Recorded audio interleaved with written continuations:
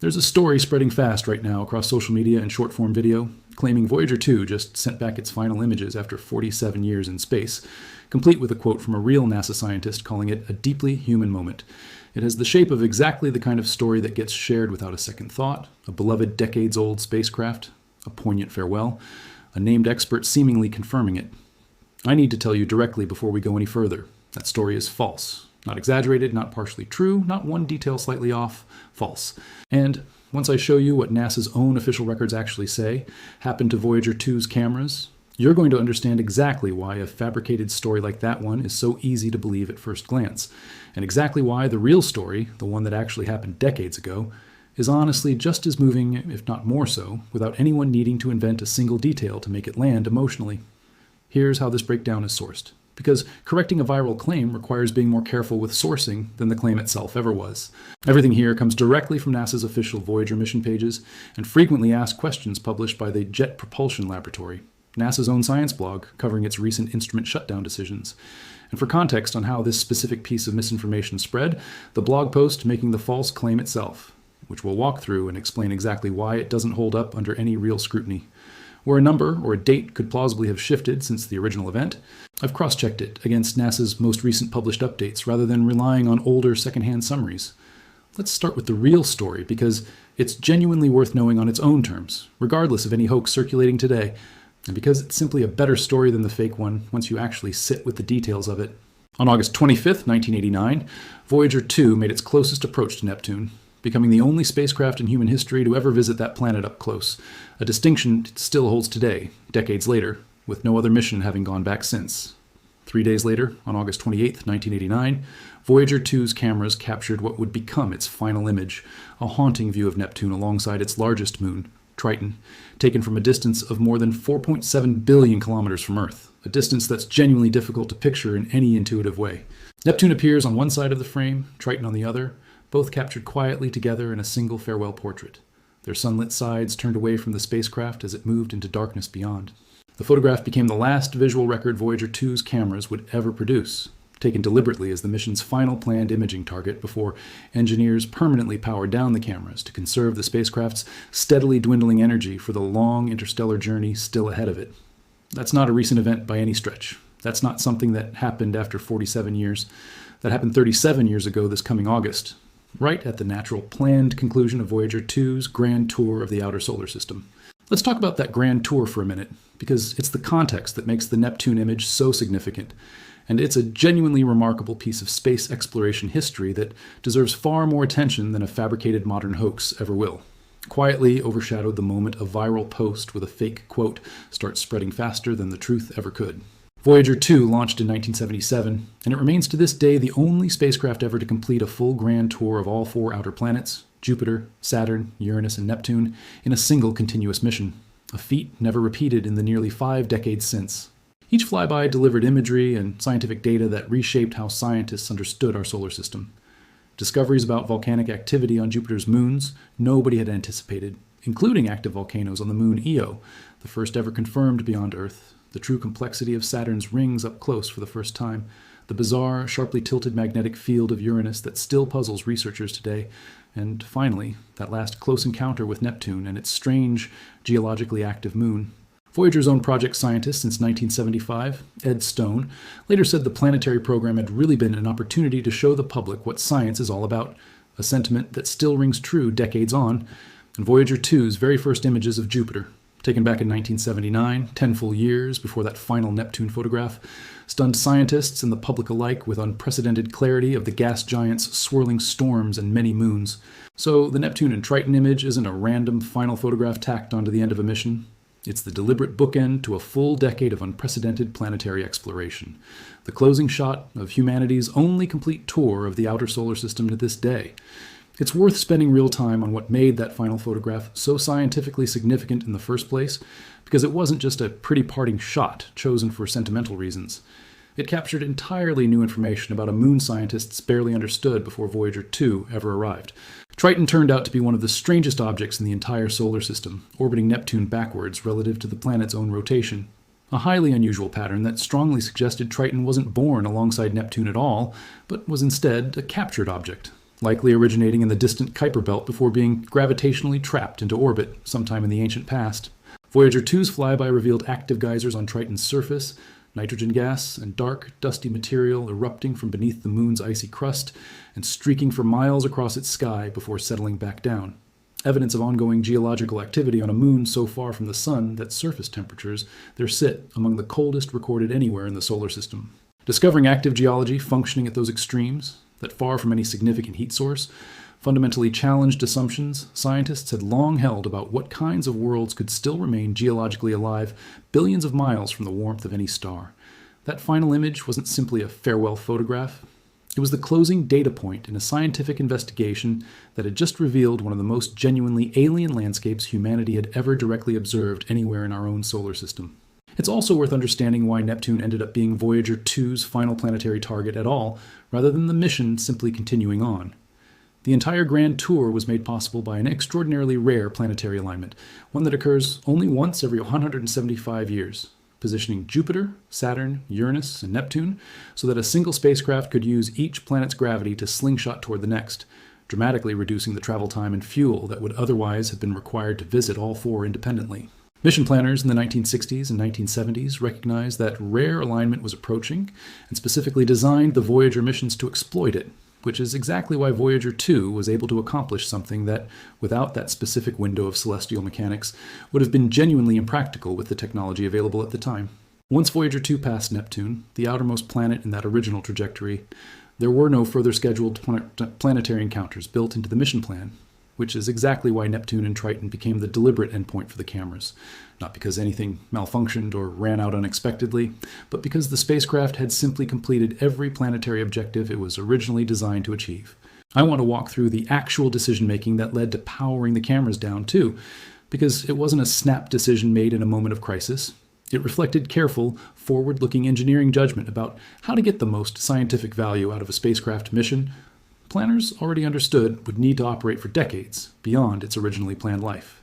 With no further flybys ahead and Voyager 2 now heading toward the edge of the heliosphere and eventually interstellar space, the cameras and their associated systems represented an ongoing drain on a power supply. Engineers already knew would only ever decrease, never recover, given the physics of radioactive decay powering the spacecraft. Every watt dedicated to keeping camera systems operational and warm enough to function in deep space was a watt not available for the fields and particles instruments mission scientists specifically expected would provide genuinely new, previously unmeasured data once the spacecraft actually crossed into interstellar space, a region no human-made object had ever directly sampled. It's the same logic NASA applied to Voyager 1, which took its own final image, a series of photographs known as the Solar System Family Portrait, on Valentine's Day, February 14, 1990, from roughly 4 billion miles out.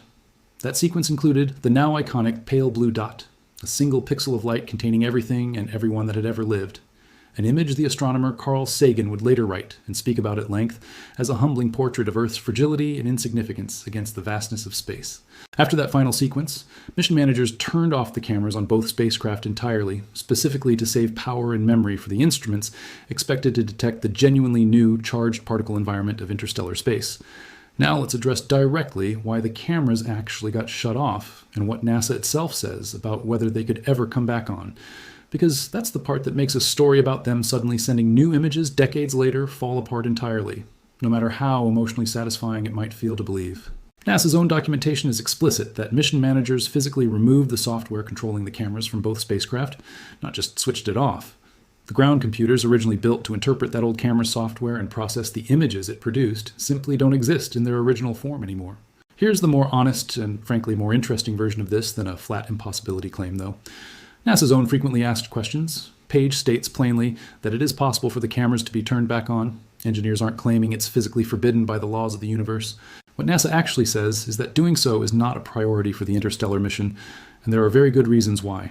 Even if engineers rebuilt the old ground software and reloaded camera commands onto a spacecraft now roughly 49 years old and billions of miles from Earth, it isn't clear the cameras or their heaters would still function after decades exposed to the extreme cold of deep space far beyond Neptune's orbit. And there's a wonderfully simple problem underneath all of that. It is almost completely dark out where the Voyagers are now, so far from the sun that there would be essentially no light for a camera to actually capture, even if it somehow could be switched back on. Put all of that together. The deliberately removed software, The ground infrastructure that no longer exists in its old form, a physical camera that's sat in extreme cold for decades without maintenance and functionally no light available at that distance, and the claim that Voyager 2 recently sent back brand new final images becomes something between wildly impractical and pointless, not a hard technical impossibility, but a resource nobody would ever spend on a picture of nothing. That distinction actually matters because it's more honest than pretending it's flatly impossible, and it's still a complete debunking of the viral claim either way. Let's talk about where this specific piece of misinformation actually seems to come from, because understanding the mechanics of how a false story spreads is worth more than just dismissing it outright. The blog post circulating online describes photos supposedly taken by NASA's Deep Space Network showing hazy, speckled images with distant stars visible in the blackness of interstellar space, and attributes a quote to Dr. Suzanne Dodd, Voyager's actual current project manager at NASA's Jet Propulsion Laboratory, describing the moment as not just a technical milestone, but a deeply human one.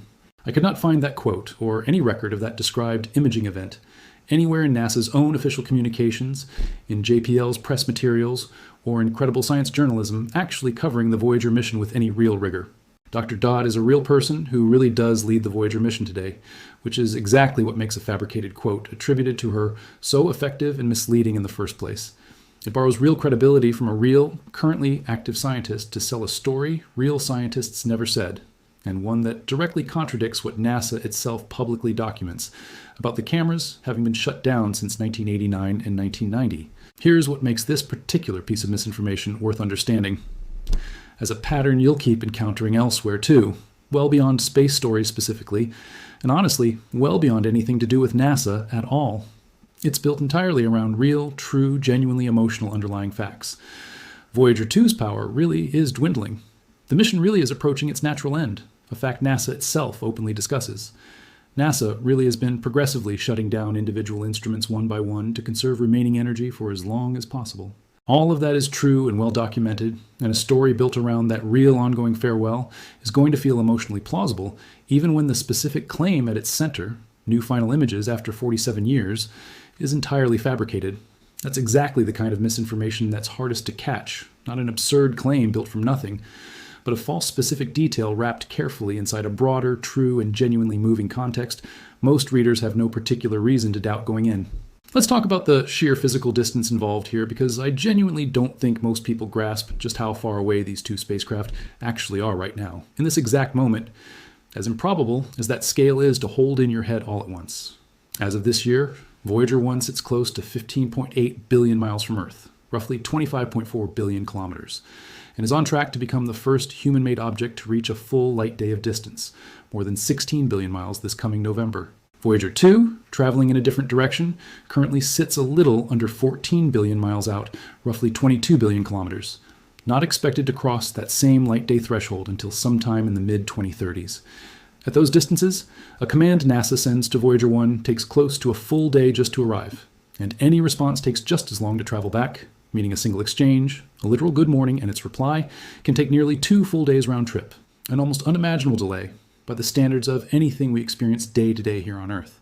Both spacecraft transmit their data at a startlingly slow 160 bits per second, roughly the speed of a dial-up internet connection from the 1990s, not because the equipment is broken, but because the signal has to travel unimaginably far and grows fainter the entire way. There's also a small but telling detail about the growing gap between what these spacecraft were built to do computationally and what an ordinary piece of modern technology can now accomplish without anyone thinking twice about it. A gap that says less about Voyager being outdated and more about just how much has changed since 1977. According to NASA's own frequently asked questions, Voyager's computers process roughly 8,000 instructions per second, an entirely reasonable figure for hardware built in the early 1970s. A modern smartphone, by NASA's own comparison, processes more than 14 billion instructions per second, a difference of well over 1 million times the processing capability, sitting comfortably in someone's pocket, compared to a spacecraft that has already traveled farther from Earth than any human-made object in history, and is still faithfully returning scientific data every single day. So let's talk about what's actually verifiably happening to Voyager 2 and its twin right now, because the real story doesn't need any embellishment to be worth your attention. Both spacecraft run on a radioisotope thermoelectric generator, producing electricity from the heat of naturally decaying plutonium, and that power source has been shrinking by roughly 4 watts every year since launch, exactly as physics says it should. To manage that gradually vanishing power supply, NASA's engineers at the Jet Propulsion Laboratory have been methodically retiring individual instruments one at a time on a carefully sequenced schedule.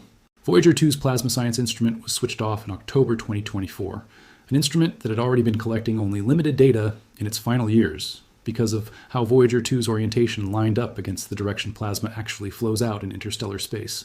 Voyager 1's cosmic ray subsystem, a suite of 3 telescopes that had helped scientists pinpoint exactly when and where the spacecraft crossed into interstellar space in the first place, followed in February 2025. Voyager 2's low-energy charged particle instrument was shut down that March. Voyager 1's own low-energy charged particle instrument followed in April of this year, though engineers left a tiny stepper motor inside it spinning on a fraction of a watt, just in case power conditions ever allow it to be revived down the line. Voyager 2's cosmic ray subsystem is next, scheduled for shutdown before the year is out, which will leave both spacecraft down to just 2 working instruments apiece, a magnetometer and a plasma wave subsystem on each. Notably, Voyager 1's plasma instrument had already degraded and was formally powered down back in 2007, so this kind of gradual one-by-one retirement isn't new. It's been the defining pattern of how both spacecraft have been managed for years, extending their working lives well beyond what anyone involved in their 1977 launch could have reasonably expected. As Voyager's project scientists put it, every day the spacecraft keep exploring somewhere no spacecraft has ever gone could be their last, but that same day could also bring another interstellar discovery. Both Voyager 1 and Voyager 2 have already achieved something no other human-made object has ever achieved before or since, reaching interstellar space, the region beyond the heliosphere. The vast protective bubble of particles and magnetic fields our sun generates that shields the entire solar system from the wider galaxy beyond it. Voyager 1 crossed that boundary back in 2012, becoming the first human-made object to do so. Voyager 2 followed in 2018, becoming only the second, and remaining to this day the only spacecraft to have made that crossing while still carrying a functioning suite of instruments capable of directly measuring what that new environment actually looks like from the inside. Even without functioning cameras, both spacecraft have continued transmitting genuinely valuable data this entire time. Cosmic rays, magnetic fields, the previously unmeasured environment of interstellar space itself. Exactly the kind of data mission planners specifically prioritized power for when they made the original decision to shut the cameras off back in 1989 and 1990. So in a real sense, turning the cameras off wasn't an ending at all. It was a deliberate trade, giving up the ability to send back pictures in exchange for extending the spacecraft's ability to send back an entirely different, arguably even more scientifically valuable kind of information. There's also something worth mentioning that adds a genuinely poetic dimension to this real story, one the fabricated version doesn't even need to invent. Both Voyager probes carry the iconic golden records, phonograph records containing sounds and images specifically selected to represent the diversity of life and culture on Earth, included on the extremely remote chance that some future intelligent civilization might one day encounter either spacecraft long after they've gone permanently silent. Each record holds greetings recorded in dozens of human languages, music spanning different cultures and eras, natural sounds like wind, thunder, and animal calls, alongside diagrams designed to be mathematically decodable by any sufficiently advanced intelligence that might one day find them. The team behind that project, led by astronomer and science communicator Carl Sagan, treated the record as a genuinely serious attempt at communication across both species and time, understanding full well it might never be found at all, and that, if it ever were, it would likely be found by something existing long after every trace of human civilization back on Earth had disappeared. That's humanity's actual message in a bottle, launched toward the stars nearly 5 decades ago, still traveling outward every second, whether or not anyone is ever there to hear it. Let's talk honestly about what the actual end of this mission is likely to look like, because that's a real, verifiable piece of this story too, separate entirely from the fabricated hoax version. NASA's engineers have publicly projected that this careful, ongoing process of shutting down individual instruments one at a time should allow both spacecraft to keep collecting and transmitting at least some scientific data into the 2030s, more than 5 full decades after their original 1977 launch. Eventually, though, the underlying physics doesn't allow for an indefinite extension. The radioactive plutonium powering both spacecraft decays at a fixed, predictable rate no engineering decision can meaningfully slow down, and at some point, however carefully managed, the power output will simply drop below whatever minimum threshold is needed to keep even basic communication and navigation functioning at all. When that point arrives, both spacecraft won't explode, crash, or dramatically fail in any cinematic sense. They'll simply go quiet, still traveling outward at the same steady speed they've maintained for decades, carrying their golden records, continuing silently on trajectories that will eventually carry them past whatever stars happen to lie in their paths. tens of thousands of years from now, long after everyone currently listening to this is gone. That's genuinely the real ending of this story. And it's worth pointing out how much more powerful that quiet, deliberate conclusion actually is compared to the fabricated versions circulating online.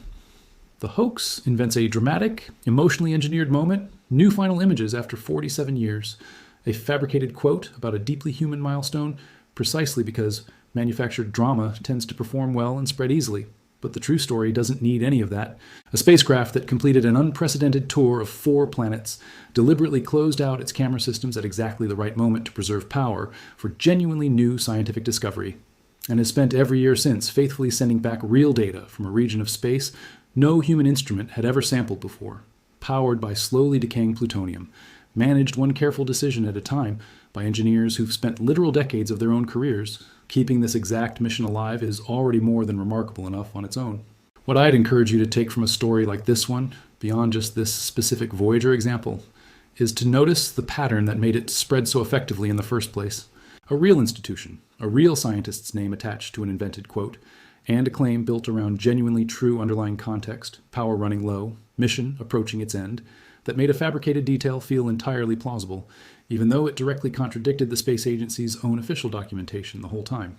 That's exactly the kind of misinformation that's hardest to catch, precisely because so much of the surrounding context checks out completely. And it's exactly why checking a claim like this against the primary source, NASA's own mission pages, rather than a secondhand blog post repeating an unverified quote, matters every time, whether the topic is a contested geopolitical claim or a quiet, genuinely moving science story just the same. It costs almost nothing to look, and it's the single easiest habit that separates people who get fooled by this kind of story from people who don't. The next time you see a headline claiming some famous old spacecraft just did something it technically can no longer do, take 30 seconds to check it against the space agency's own website before you believe it or pass it along. Because in this specific case, the real story, a spacecraft's final deliberate look back at Neptune and its strange, geologically alive moon, followed by nearly 4 decades of quiet, faithful service in total darkness, far from any star, powered by nothing more than a slowly decaying lump of plutonium and kept alive by a small team of dedicated engineers, was already more than remarkable enough, without anyone needing to invent a single additional detail.